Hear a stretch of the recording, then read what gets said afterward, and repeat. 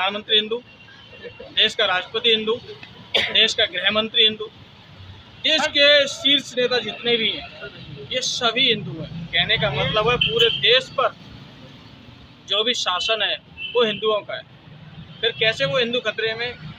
क्या कहेंगे? 2014 के बाद से ही खतरे में आया है, उससे पहले खतरे में नहीं था। जब से प्रधानमंत्री जब से मोदी जी आए हैं जो अपने आप को हिंदू भावी सम्राट कहते हैं बोल रहे हैं, तो वो अपनी सीट को नहीं छोड़ देते। इस्तीफा दे दीजिए फिर आप, जब हिंदू खतरे में है तो आपका प्रधानमंत्री का क्या फायदा मिलेगा? किस चीज से खतरे में? किस चीज़ से खतरे में? क्या चीज़ खतरे में? भाई हमारा देश का प्रधानमंत्री हिंदू है, हमारा देश का राष्ट्रपति हिंदू है, इवन हमारे उत्तर प्रदेश के सीएम योगी जी हिंदू है।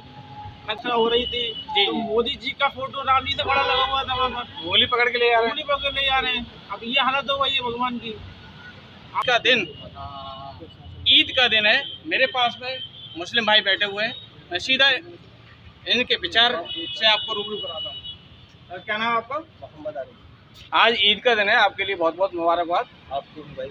सर ये ईद क्यों मनाते हैं, थोड़ा सा इसके बारे में बताइए। ईद क्यों हम बनाते हैं? अल्लाह ताला ने हुक्म दिया है कुरान को पाक करने के लिए। हम 30 दिन भूखे प्यासे रहने के बाद तो अल्लाह के नबी ने फरमाया तुम जो है फितरा निकालो। जी जैसे तुम भूखे प्यासे रहे हो ऐसी तुम्हारे लिए मिस्कीन है, जी, चाहे वो गैर मुस्लिम हो, चाहे सिख हो, चाहे ईसाई हो, चाहे मुसलमान हो, किसी भी धर्म का हो, किसी मजहब का हो, किसी कास्ट का हो, हमारे जो करीब होता है हम उसकी पहले मदद करते हैं जी। ठीक।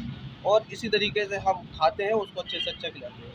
कुल मिला के ओवरऑल ये कि मैं किसी के बारे में कोई टीका टिप्पणी नहीं कर सकता, लेकिन मैं किसी के किए पे टीका टिप्पणी नहीं कर सकता, लेकिन मैं आशावादी हूँ जी। तो मैं ये होप करता हूँ कि मोदी जी हो या कोई भी हो वो सबका साथ सबका विकास करे। क्या हुआ है उससे हमसे मतलब नहीं, उसमें हम टीका टिप्पणी नहीं कर सकते। जी जी। कहना है कि राजनीति के अंदर धर्म इन्वॉल्व नहीं होना चाहिए, धर्म नहीं होना चाहिए, धर्म के नाम पर राजनीति कभी नहीं मानना। धर्म जाति मजहब कुछ बिल्कुल बिल्कुल, धर्म को राजनीति से नहीं जोड़ना चाहिए। यदि राजनीति में धर्म का इन्वॉल्व हो गया है, धर्म से जुड़ गया, तो लोगों के पास में क्या होता है, भावनात्मक जुड़ाव आ जाता है। क्या आपको क्या लगता है? ठीक है, धर्म को राजनीति से ये हमारा बहुत पुराना इतिहास है। जी हिंदुस्तान का जो धर्म को जब इलेक्शन करीब आता है तो जाति से धर्म को जोड़ा जाता है, लेकिन मेरा अपना ये मानना है कि धर्म को अलग रखना चाहिए। किसी सबकी भावनाओं को हमारा सम्मान, हम सबकी भावनाओं का सम्मान करते हैं। जब हिंदू भाई हो और सिख भाई हो, मुस्लिम हो, कोई भी हो, उसको धर्म से हमें पॉलिटिक्स को नहीं मिलाना है। पॉलिटिक्स का एक अलग तरीका है, धर्म इसलिए है। आप कुछ आपका रिलीजन कुछ और है, आप कुछ और फॉलो करते हैं, मेरा रिलीजन कुछ और है, मैं फॉलो करता हूँ। आप किसी को ऊपर ज़बरदस्ती थोप नहीं सकते उसकी। बिल्कुल। प्रधानमंत्री किसी एक मजहब का जी किसी एक मजहब का नहीं जो होता है, किसी एक मजहब का नहीं, वो 140 करोड़ जनता के सबका प्रधानमंत्री उदाहरण है, उनको चुना है, वो सबके प्रधानमंत्री, बिल्कुल। किसी एक के प्रधानमंत्री नहीं है, वो किसी एक कम्युनिटी के प्रधानमंत्री नहीं है, वो सबके प्रधानमंत्री, सबको रिप्रेजेंट करते हैं। जी जी बिल्कुल सही कहा आपने।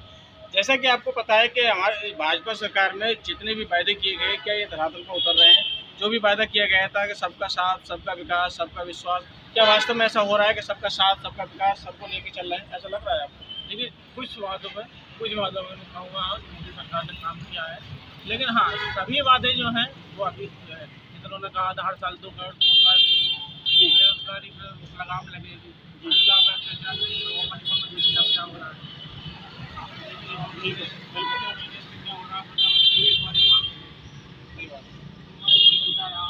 हमारे हरियाणा में महिलाएं वहाँ भी वो नहीं पहुँची, तो कहीं ना कहीं उन वादों में विफल रहे। उनको इस सोचना चाहिए, वो देश के प्रधानमंत्री है और वो बेटियां भी देश की ही बेटियां हैं, उनको इस बारे में सोचना चाहिए, उनसे मिलना चाहिए, उनके जो मुद्दे हैं उनको उससे बात करनी चाहिए। विपक्ष ये कहता है कि कॉपी, किताब, पेंसिल, रबड़ ये तो हर गरीब की आवश्यकता है, हर गरीब को शिक्षित होने का अधिकार है। ये हमें जो अधिकार दिया है वो संविधान ने दिया है। कॉपी, किताब, पेंसिल जो भी पढ़ने की सामग्री है, इस पर 18% GST को लगा दिया गया है वर्तमान सरकार ने। जो डायमंड है, जो हीरा है, जो कि इसको बहुत बड़े बड़े उद्योगपति, बड़े बड़े पैसे वाले लोग खरीदते हैं, उस पर मात्र 3% GST लग रहा है। कहीं आपको ऐसा लग रहा है कि ये बहुत बड़ा वेरिएशन है? बिल्कुल वेरिएशन है। देखिए, एक गरीब आदमी अब आज की डेट में आप किसी मेट्रो में चले आए या कहीं के छोटे मोटे रेस्टोरेंट चले, वहीं 18% GST नहीं आ रहा, आदमी खाने पे GST दे रहा, पढ़ने लिखने में GST दे रहा। इनकम दिन ब दिन घटती जा रही है लोगों की, ऐसा तो कभी अंग्रेजों के शासन में नहीं हुआ था कि दूध दही पर टैक्स लगा हो, कभी पढ़ने की सामग्रियों पर कभी टैक्स लगा हो, किंतु वर्तमान सरकार में ऐसा हो रहा है। जी बिल्कुल, ये तो सबको दिख रहा है, सभी देख रहे हैं कि हो रहा है। एक बहुत बड़ा मेजर सवाल है, आपको बताएं कि हिंदू खतरे में। देश का प्रधानमंत्री हिंदू, देश का राष्ट्रपति हिंदू, देश का गृह मंत्री हिंदू, देश के शीर्ष नेता जितने भी हैं ये सभी हिंदू हैं। कहने का मतलब है पूरे देश पर जो भी शासन है वो हिंदुओं का है, फिर कैसे वो हिंदू खतरे में? क्या कहेंगे? 2014 के बाद से ही खतरे में आया है, उससे पहले खतरे में नहीं था।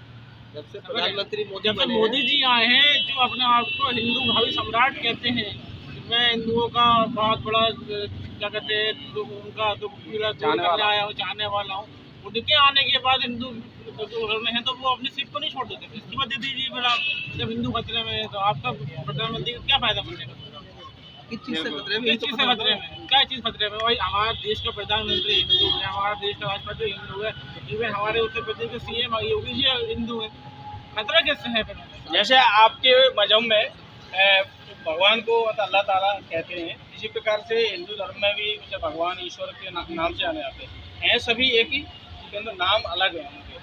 तो कहते हैं कि जो राम को लाए उनको हम लेके आएंगे। क्या उस परमपिता परमेश्वर भगवान को कोई इंसान ला सकता है? ये बताइए कि राम इससे पहले नहीं थे क्या? नहीं, राम है कौन पहले ये पता लगे ना। राम को ये भगवान मानते हैं आप लोग, रिलीजियंस में देखा जाए तो हिंदू लोग भगवान मानते हैं। तो ये अब इंसान भगवान को लेके आएगा क्या?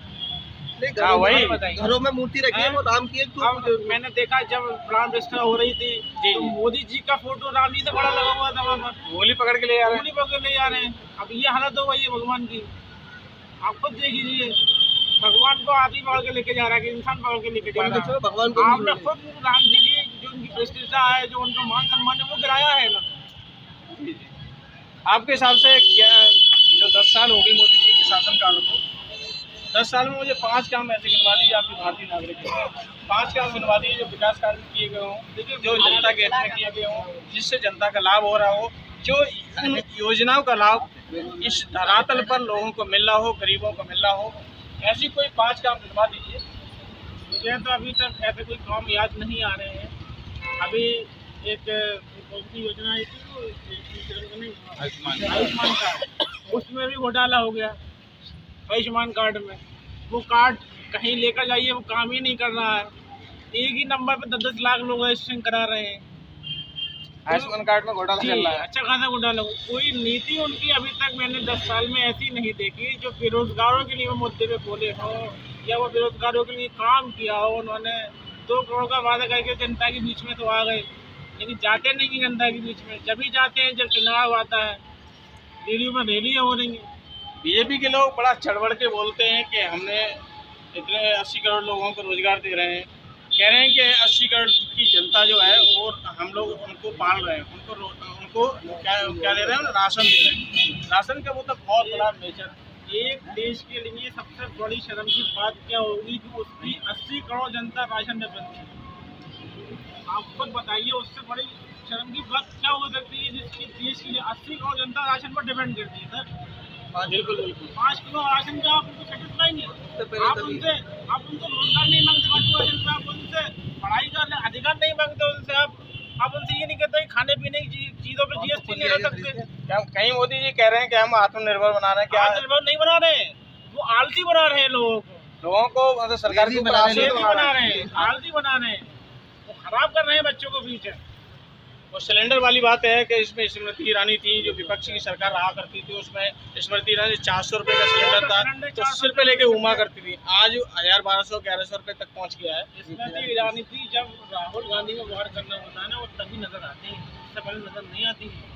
वो महिलाओं के सम्मान में बात नहीं करती, वो मणिपुर में बात नहीं करती, वो महिला पहलवानों में बात नहीं करती, लेकिन जब राहुल गांधी की बारी आती है तो वो कूद के आ जाती है। राहुल गांधी के बारे में आपका क्या विचार है? उनके बारे में क्या? जो अभी वो काम कर रहे हैं तो सपोर्ट करते हैं। इस हिसाब से उनकी जो विचारधारा है, जो आइडियोलॉजी है, जो लेके चल रहे हैं लोगों का, जो युवाओं का उनसे जुड़ाव है, वो आप कहीं ना कहीं आप देखते हैं। भारत जोड़ो यात्रा में और न्याय यात्रा में देखा आपने कितने युवा लोगों ने उनसे आकर के शिकायतें की, बेरोजगारी के मुद्दे पर बात करी, बहुत सारे लोग उनसे जुड़े हैं। इसलिए याद रखेंगे। तो उन्होंने कहीं ना कहीं एक अपना जो छवि है बदलने की कोशिश करी है। बिल्कुल बिल्कुल। हार्वर्ड यूनिवर्सिटी का पढ़ा हुआ व्यक्ति, विदेश का पढ़ा हुआ व्यक्ति, हार्वर्ड यूनिवर्सिटी से पढ़ा हुआ व्यक्ति, जिसके दादी प्रधानमंत्री, जिसके पिताजी प्रधानमंत्री रहे हों, जिन्होंने खुद अपनी पार्टी से 2-2 प्रधानमंत्रियों को बनाया हो, जिनको किसी प्रकार का अभी तक कोई लालच नहीं होता, तो वो पार्टी, कांग्रेस पार्टी जो दूसरों को प्रधानमंत्री बना सकती है 2-2 बार, मनमोहन सिंह जी का नाम दूंगा, वो अपने बेटे को भी राहुल गांधी जी को प्रधानमंत्री बना सकती थी। ये तो उन्हें कोई किसी प्रकार का कोई लालच नहीं था। इतने पढ़े लिखे व्यक्ति को भारतीय जनता पार्टी ने पप्पू साबित कर दिया। क्या लग रहा है आपको, पप्पू है क्या? देखिए सर, IT सेल के जो अमित मालवीय हैं, उनका कहना ये है कि हमारे व्हाट्सएप ग्रुप में 10 करोड़ लोग ऐसे जुड़े हुए हैं कि हम जिसकी छवि चाहे 2 मिनट में गूगल कर सकते हैं। उनका खुद का कहना ये है। तो किसी को पप्पू बना सकते हैं। जब एक इतने पढ़े लिखे काबिल इंसान को वो पप्पू साबित कर सकते हैं, तो आम जनता की बात ही नहीं है। आपका कहने का मतलब बिल्कुल साफ है कि व्हाट्सएप यूनिवर्सिटी पे जिन लोगों को नेटवर्किंग के द्वारा जोड़ा जा रहा है, फर्जी ज्ञान दिया जा रहा है, ये फर्जी ज्ञान दिया जा रहा है, व्हाट्सएप यूनिवर्सिटी अनुभव बनाया जा रहा है। इन्होंने कभी इतिहास की भूख नहीं पड़ी, वो आज इतिहास से ज्ञान देते हैं। जी जी।